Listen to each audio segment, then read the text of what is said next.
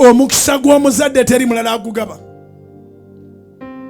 Waliwo eyatwala abaana abange n'abafuula mbu babe mbu yafaayo ennyo, ninze ndabe bw'abagaba.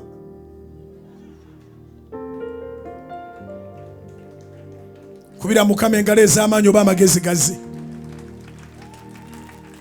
Naguma kubanga nze nakkiriza Kristo nga manyi nti bijja kumbaako. Mu bye yansuubiza Kristo n'okuyigganyizibwa mwekuli. Yaŋŋamba 100 ku 100 plus tribulation. I have experienced it all. And I thank God that I'm alive. Sijja kufa. Ne bw'oba tonjagala sijja kufa. Nja kubeera mulamu. Njogera nga Dawudi bwe yogera mu Zaburi 10:18 onyirwa 17. Zaburi 10:18 onyirwa 17. Dawudi agamba ndi sirifa naye naabeeranga mulamu. Teyagamba naabeeranga mugagga, yagamba naabeeranga mulamu. Obugagga busisinkana mulamu. Naabeeranga mulamu. Nkole ki? Njogere ku mirimu gya Katonda. Njulire erinnya lya Mukama.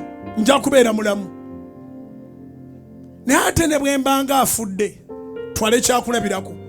Bankuba amasasi nga 2 January omwaka guno. Singa nafa era eyeza famire yange teyandisobodde gaba baana bange. Ne bwe yandibadde abagaba, mmwe mwenna mwandibadde mwafa obutalaba musiru. Kiribeera kya busiru nnyo. Kale ntegeeza abalina abaana abalinga abange nga waliwo eyingira mu famire n'abaawulamu n'abatwala n'abalaga nti afaayo nnyo. Setaani bw'atyo aliima nti afaayo naye ataagala kitaawo takwagala. Kubira Mukama engalo ez'amaanyi obanga amagezi gazze. Ataagala kitaawo takwagala. Ayagala omuyambeko mutte kitaawe yamulema. Kati gwamenye bumenya jjenje kkalu. Ekyo ndowooza ne bwe nkikomyawo.